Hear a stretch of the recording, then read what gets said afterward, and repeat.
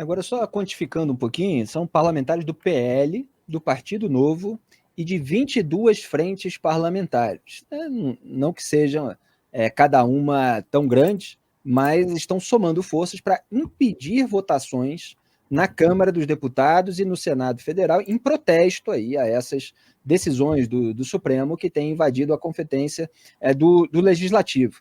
Eu queria pegar uma declaração que foi dada numa coletiva nessa tarde, que foi do líder do PL na Câmara, o Altineu Cortes, o PL do Rio de Janeiro. Nosso produtor Vitor Martins já está chamando atenção aqui para outra declaração, que é do Rodrigo Pacheco. Mas primeiro, vou trazer aqui a do Altineu Cortes, líder do PL na Câmara. Ele falou assim, não é um movimento de direita ou de esquerda, é um movimento do parlamento.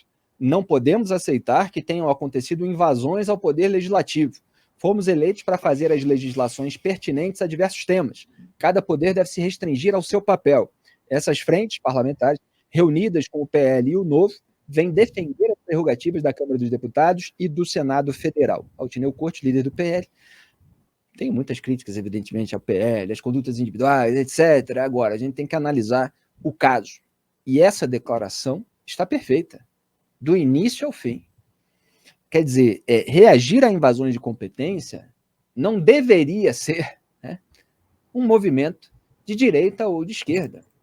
O que acontece no Brasil, e isso faz parte desse cinismo entranhado na política, dessa hipocrisia, é que muitas pessoas, quando elas são a favor daquela tese que é defendida com uma canetada antidemocrática, porque invade a competência de outro poder, ela fala, tudo bem. Se ela é contra a tese, aí ela fala, não, então peraí, está invadindo a competência e tal. Mas ela não está nem aí. Você pensa que o pessoal é difícil você encontrar na esquerda militante a favor da descriminalização do aborto e do porte de maconha, quem esteja aí indignado que o STF esteja legislando sobre esses temas. Por quê? Porque a pessoa é a favor, então quer mais que o STF legisle. Só que aqui a gente precisa ter princípio, independentemente de posição pessoal. E aí, claro, que é a ala um pouco mais à direita do Congresso que toma essa iniciativa, justamente porque tem posições contrárias àquelas que estão sendo tomadas pelo STF. Mas estão aí tendo essa iniciativa, Greve. São várias iniciativas, né, Felipe e Wilson? Ontem teve aquela coletiva em que alguns senadores e deputados já anunciaram que fariam essa obstrução e também falaram de outras medidas, como o projeto de lei do próprio Rodrigo Pacheco, lá no Senado, para tentar reverter a decisão do Supremo sobre porte de drogas, a ideia do plebiscito para aborto. Daí hoje continua, né? Teve a votação no Senado sobre o marco temporal, na Câmara, ao mesmo tempo, estava acontecendo um debate que também visava derrubar uma decisão mais antiga do Supremo, né? Aquela que instituiu a união civil entre pessoas do mesmo sexo. O chamado casamento gay, que não é casamento, é uma união civil, né? Enfim, foram dias em que teve aí uma onda de indignação dos parlamentares, sobretudo os parlamentares mais conservadores, de direita, seja lá a palavra que a gente quiser usar, né? Mas teve essa onda que, enfim, tem algumas implicações já concretas no Congresso, mas a gente precisa ver com certo cuidado, como recomendou o Wilson, até que ponto o Congresso vai querer, de fato, peitar o STF, né? Parece que, no caso do marco temporal, quer sim, quer reverter a decisão. E, mesmo assim, já se torna um caso complicado. Porque... E vamos ser franco aqui, isso envolve interesses econômicos também. Claro você que tem todo um sim. lobby empresarial, você tem a ligação desses parlamentares com Claro esses que sim. empresários. Então, a gente vê, muitas vezes, políticos priorizarem pautas que envolvem grana, né? Vamos ver qual é o nível não digo nem sequer de convicção, mas de atender a demanda de um nicho de eleitorado, né, que é contra o aborto e contra as drogas, vamos ver até onde eles vão em relação a esses temas também. Perdão, sim. Não, mas está certo. Você queria falar alguma coisa, Wilson? Não, tem um detalhe, Felipe, que eu acho que, assim, para a gente deixar também muito claro, porque quando a gente vê uma carta assinada por 15, 20 frentes parlamentares, é bom lembrar o seguinte, um deputado, ele faz parte, às vezes, de 2, 3, 4, 5, 6 frentes parlamentares. Então, e como a frente parlamentar mais robusta do Congresso é a bancada do agro, então, acho que até comentei isso no meio-dia, você tem basicamente uns 300 parlamentares que fazem parte da bancada do agro, mas desses 300, 280 também fazem parte da bancada evangélica, e por aí vai. Então, a gente também tem que ver um pouco com esse olhar. Mas Então, é bastante gente, né, Wilson? De qualquer maneira, a gente está falando aí de uns 300, 300 e poucos parlamentares. Sim. De que qualquer forma, potencialmente estariam endossando essas iniciativas, né? Exatamente. Agora, falando a questão sobre cada projeto, a gente tem que analisar cada projeto, né? Porque cada um tem a sua especificidade, né? A questão do aborto é uma demanda um pouco mais da direita, né? Você tem ali também a questão também da maconha, que também é um assunto muito polêmico. Agora, tem um detalhe nessa história toda, Felipe e Graeb, que eu acho que a gente também não pode deixar de mencionar aqui no programa, é que é bom lembrar que várias decisões polêmicas que foram adotadas pelo Supremo foram tomadas porque o Supremo foi provocado por partidos do próprio Congresso. Então, isso também entra na conta. Essa questão, por exemplo, do aborto, né, do voto da Rosa Weber, é bom lembrar que aquilo ali foi uma ação de constitucionalidade impetrada pelo PSOL. O PT também utilizou muito, e tem utilizado muito esse artifício de jogar para o Supremo responsabilidades que seriam do Poder Legislativo. Então, há também esse jogo, inclusive, acho que tem até, não sei se a gente vai tocar no programa hoje, ou se foi abordado no programa de ontem, tem aquela ação que foi impetrada pela AGU, que pode mudar a questão do cálculo relacionado à PEC dos precatórios. Essa é uma ação tipicamente de Poder Legislativo, né? Mas o PT, o governo Lula, já jogou essa bomba para o Supremo Tribunal Federal para que o Supremo se responsabilize pelo desgaste com o Congresso Nacional. Então, é por isso que a gente também tem que olhar esse tipo de iniciativa com um pouco de cautela, porque no caso do marco temporal, de fato, você teve um movimento da bancada ruralista, né? Porque, enfim, é um assunto, como vocês falaram bem, né? Atinge o bolso do ruralista e, vamos combinar, né, gente? Boa parte do Congresso tem seus investimentos em áreas rurais. Então, eles também, né? Eles também atuam em causa própria. O próprio presidente da Câmara é um fazendeiro de mão cheia lá no Alagoas. Então, há também esse detalhe. Então, nesse caso específico do marco temporal, o fato do Supremo ter mexido com esse tema, mexeu diretamente com o próprio parlamentar.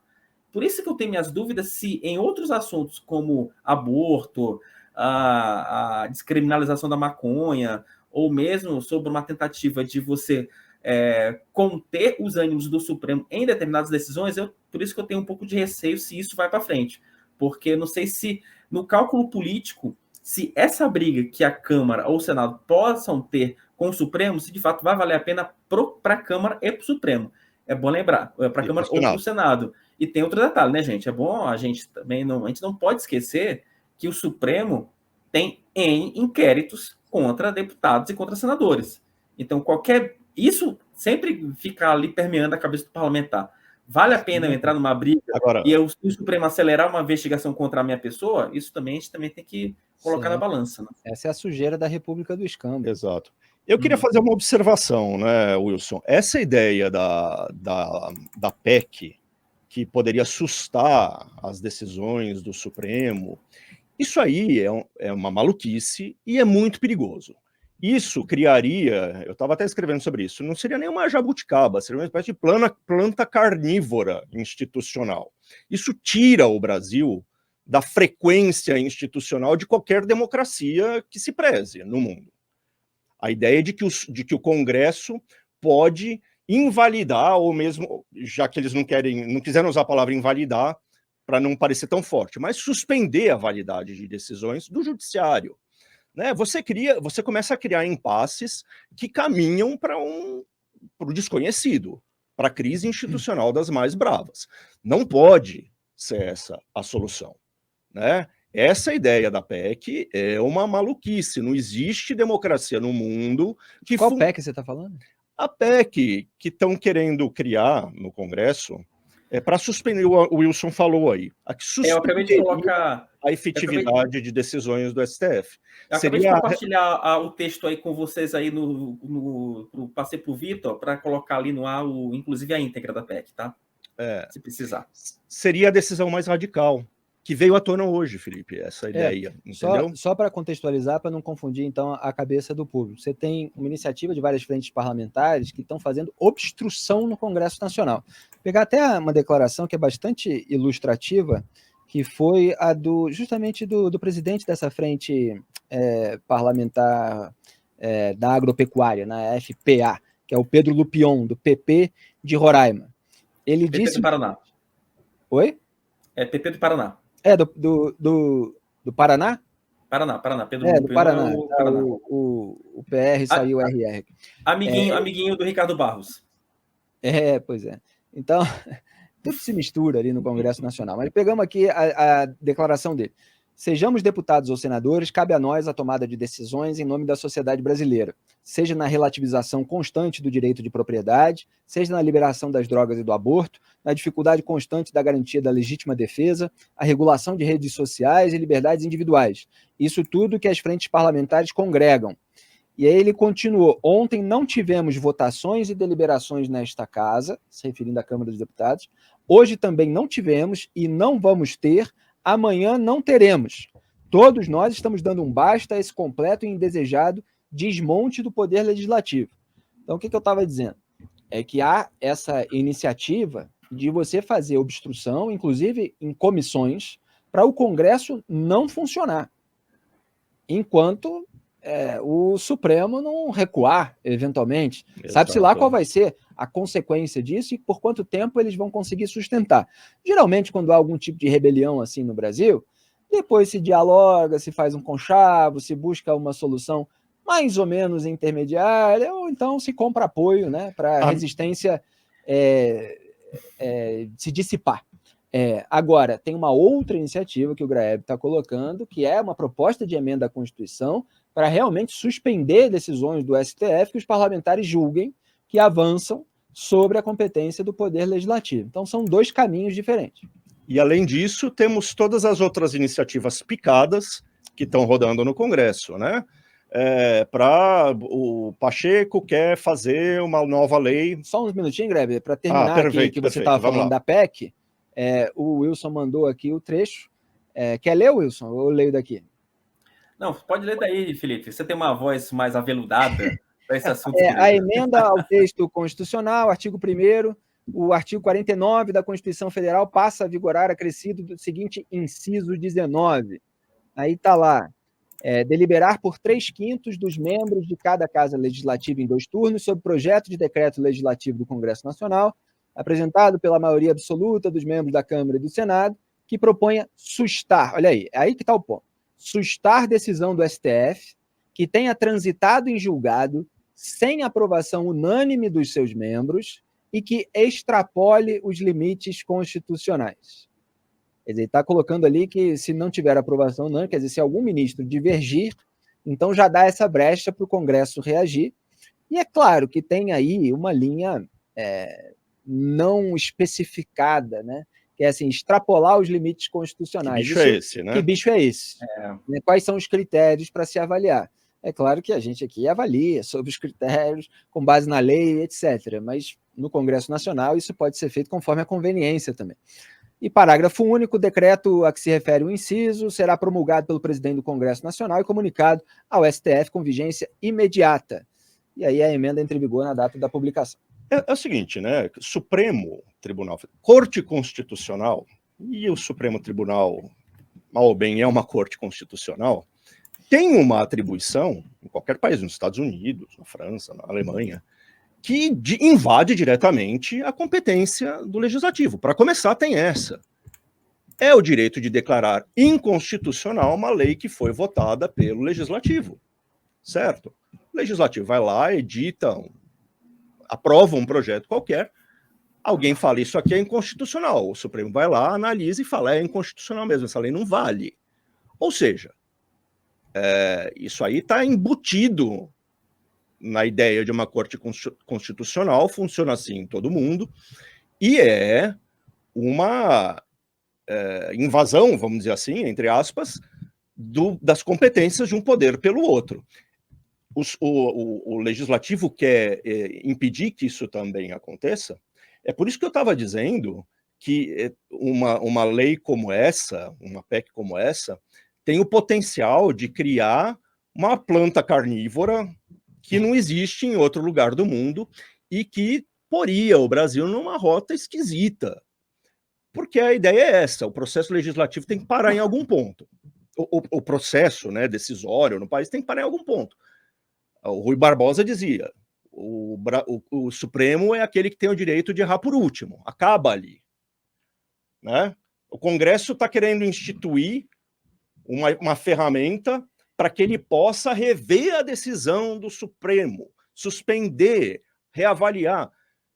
Isso não existe. Atenção, isso não existe a notícia que lugares. acabou de sair, o plenário do Senado aprovou o PL, o projeto de lei do marco temporal. A aprovação foi por 43 votos a 21, portanto, uma decisão favorável ao marco temporal e contrária àquilo que foi decidido ao STF. Então, esse tema ainda vai dar muito pano para manga. Vai. E vamos só registrar aqui, com perdão, Grebe, de interromper, a fala do Pacheco, do Rodrigo Pacheco, presidente do Senado. É natural que o Congresso Nacional possa decidir a esse respeito, e isso pode, inclusive, subsidiar o STF em relação ao entendimento quanto a esse tema. É muito natural, não há nenhum tipo de... Eu tenho que ler com aquela voz institucional do Pacheco. Muito natural, não há nenhum tipo de adversidade ou de enfrentamento com o Supremo Tribunal Federal. Imagina. É apenas uma posição do Congresso, considerando que nós reputamos que temas dessa natureza devem ser deliberados pelo Congresso Nacional. Esse é o Rodrigo Pacheco, que sempre faz a costura entre o Congresso, o Supremo Tribunal Federal. Beleza. Os senadores ainda precisam analisar sugestões de destaques depois dessa aprovação. Então, Graeb estava falando da planta carnívora aí, que pode surgir com essa emenda. Agora, é o seguinte, o Supremo está extrapolando. E, às vezes, quando você vai, por indicação política de presidente da República, enchendo o Supremo de ativista judicial, disposto a fazer muito mais do que avaliar uma constitucionalidade, muitas vezes, sob esse pretexto, legislar. E, muitas vezes, avaliar falsamente a constitucionalidade de determinado item. Quer dizer, o item é constitucional, mas eles querem declarar inconstitucional e vão lá e dão uma canetada. Ou alguma coisa é inconstitucional, eles querem fazer o contrário. E aí eu sempre lembro, Graeb, a frase do filósofo holandês e teólogo Erasmo de Roterdã. Puxei aqui o meu artigo em que eu o citei para refletir sobre o Brasil, e essa, para mim, é uma das epígrafes do ambiente cultural, político e judiciário do Brasil, que ele fala algo assim absolutamente perfeito. Naquela época, se referindo ali ao regime monárquico, né? Mas se aplica perfeitamente à nossa República do Escambo. Ele diz o seguinte: um número muito pequeno de leis será suficiente em um Estado bem ordenado, com um bom príncipe e magistrados honestos. E se as coisas forem diferentes, nenhuma quantidade de leis será suficiente. Fecha aspas. Então, isso que o Erasmo de Roterdã escreveu no texto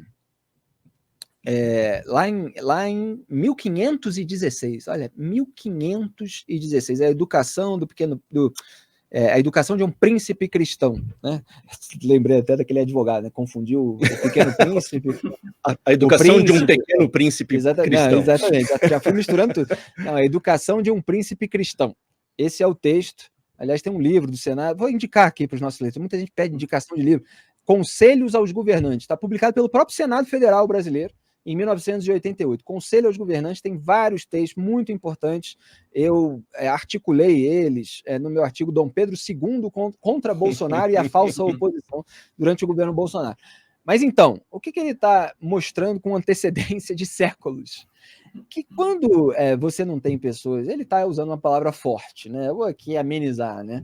Mas ele estava dizendo que quando você não tem pessoas honestas, A quantidade de leis pode ser o que for, porque as pessoas que não são honestas, e aqui vamos suavizar, dizendo assim, não são intelectualmente honestas em seguir aquilo a rigor, elas fazem o que elas quiserem.